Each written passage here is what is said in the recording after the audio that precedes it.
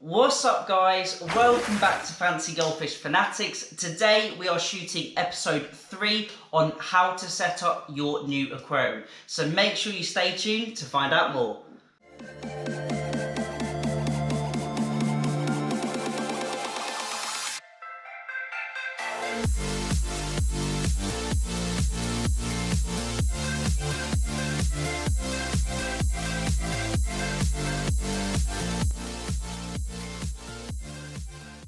Hey Fanatics family, welcome back. As always, check out those links in the description and make sure you follow us on Instagram for early updates on the channel. Today we are shooting episode 3 on how to set up your new aquarium. And now you're watching day 5 of our cycle for the outdoor tank. So now the tank has been cycling for 5 days. We're gonna head outside. I'm gonna show you some updates on the tank, show you what it looks like, see if there's any changes, etc. Also, we're gonna be taking some water tests to see if that ammonia has been converted into any nitrite, and we can see how the cycle is slowly coming along. And then the next video after this one will probably be day 7 or day 8. So without further ado, we're gonna head outside and I'm gonna show you what the pond looks like. A few moments later. As you can see, the pond is looking really nice and the water is looking super clear.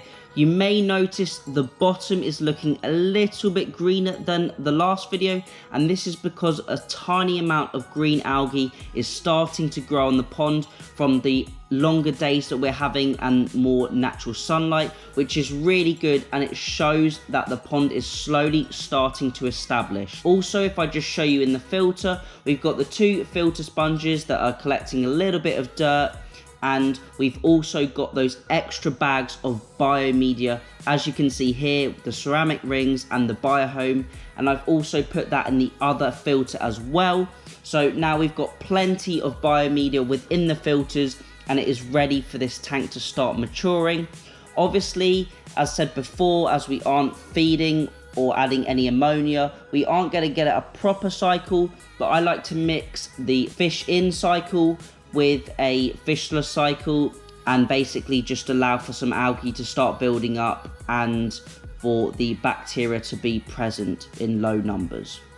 So as you saw, the pond is starting to get a little bit of algae on it, which I was quite surprised about, but it does make sense with the days getting longer and the weather slowly warming up now. Also, you would have seen that I added the filter media, and we're also going to be adding some filter fleece now. I've just got a roll of filter fleece like this, and this is just how I buy it off eBay or off Amazon, and you can just get it in big rolls, easy to tear off a square, and then add it to your filter. So we're going to be adding a bit of that filter fleece onto the pond outside in those dual bioflow filters, just a small square. You may have seen in the video that there's a few bits in the pond and there are a few bits falling off the trees. Although we do have the pond covered, I want to sort of filter those bits out to stop them breaking down. And you may need to do the same if you've got an indoor tank. Put some filter fleece in your filter. You may have some slightly dusty sand or potentially some bits and pieces coming off any ornaments or any natural plants, etc. And it just helps remove those from the tank and keep it a little bit cleaner. Now we are going to go and grab some water from the pond and we're going to do some more water tests and see if anything has changed. Now we are going to start the water test, as I said. So I've got a collection of some water out of the pond in the mug here, and we're also going to be testing the nitrate in this video because I want to set a baseline to see if that changes at all. I'm not expecting it to change, but it will just be interesting to see if it varies too much. Now obviously the nitrate we're going to be reading from now is really just from the tap water because we have no biological cycle going on whatsoever. So I'm just going to take 1 ml of water and add it to the test vial, and then I'm going to add 4 drops of the dropper liquid, and then also I will be adding 1 scoop of the powder.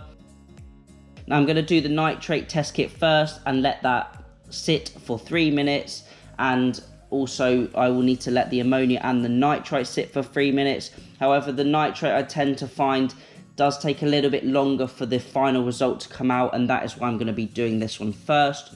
I've also got the different cards this time for the nitrate, the ammonia and the nitrite, so we can definitely see the exact colours of the water if they do change. Now, as said, I'm not expecting to see too much nitrate because this is just going to be coming from the tap water, and I'm probably not going to expect to see much nitrite as well, so it will be interesting to see if there are any filter bacteria present. Obviously, we aren't ghost feeding, and generally if you were ghost feeding, you would start to get that nitrite reading a little bit early on, or if you were dosing ammonia. Now, this is my personal preference to cycle tanks, and I'm not saying that this is the way to do it, this is the one and only way to do it, but I want to see a little bit of the biological cycle going on, and then I will start to do heavy water changes and add the fish straight away.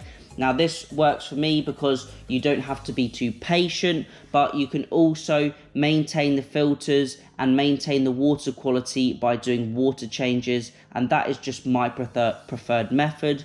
Although you could do a fishless cycle, sometimes could take 6 to 8 weeks, especially in the outdoor ponds where it will be a lot more cold and you won't have that optimal temperature conditions for your filter bacteria unless you were doing it in the summer months. So I'm going to combine these two processes as I've previously stated. Now, I've just finished that nitrite test, and generally those results will show within a minute. Although the test should sit for 3 minutes, I always find that that nitrate test comes up really quickly to see if there is any nitrite present in the water. And now I'm going to be heading on to the ammonia test. I'm adding 1 ml of water to the test vial, and then we'll add 0.5 ml of the test solution, stir for around 30 seconds, and then add the other 0.5 ml to see if there is any ammonia present.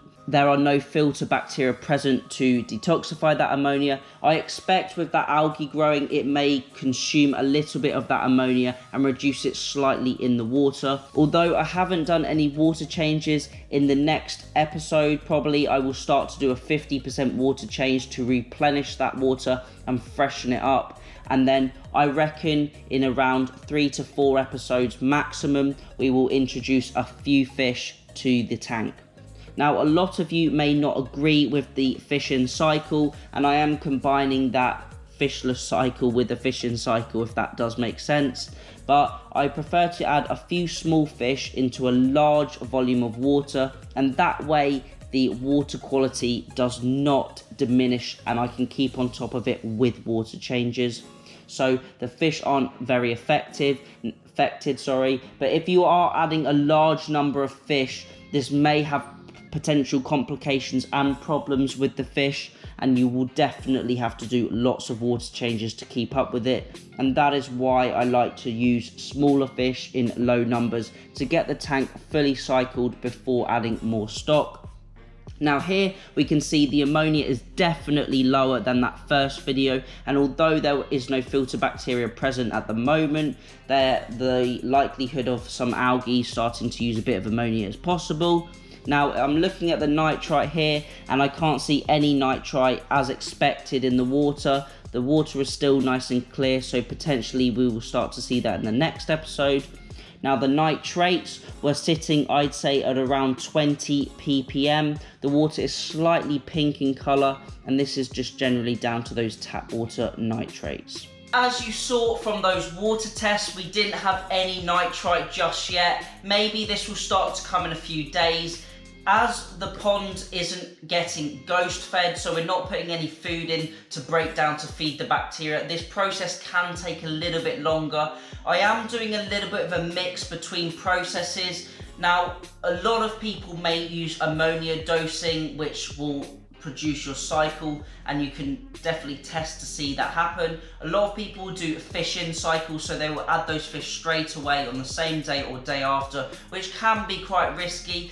And I like to mix the two together, so although I don't feed any ammonia or any pellets etc to feed the bacteria, I will do a small cycle and then add the fish, and then I'll do lots of water changes. So in the next video we're going to be seeing if there is any nitrite present. Once I've got that nitrite reading, I will likely do a large water change, and this is when I will start to use my dechlorinating products. And then from then on, we can think about adding some fish. So potentially this cycle is going to be less than 4 to 6 weeks, and it might actually be quite a lot faster than I was anticipating. But that is good news for you guys, because that means we can get the goldfish much sooner.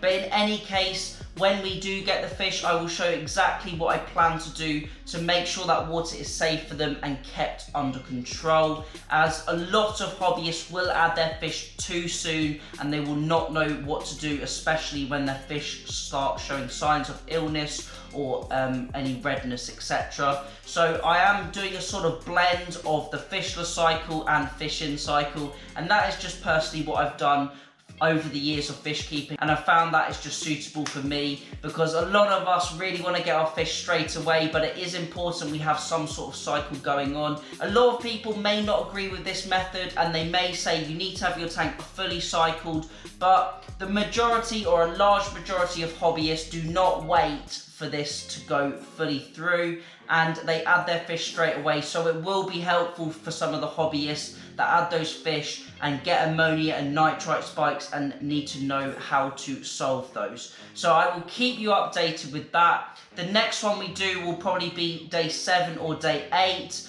but I'm also going to mix some other videos in with those, so they may come out a week or a couple of weeks after the actual day 7, if that makes sense. So just bear with me, and hopefully all of the cycle will be done as quickly as possible and we can get those new goldfish. Thank you for all the suggestions as well on the different goldfish to choose from. I've had a look through a few of them and I've nearly made my decision. Although I have reserved some, I'm still potentially looking at getting some different varieties, but I will keep you updated with that one, and you will get to know the exact variety and the exact fish I'm going to be getting, probably in around maybe 3 weeks, 4 weeks, potentially, something like that. I don't want to keep you guys I don't want to lead you guys on for too long, and I especially really want to get these fish so we can get a really good growing season out of them and get some more goldfish on the channel. So as always, thank you all for watching. Remember to keep those water changes up, and happy fish keeping.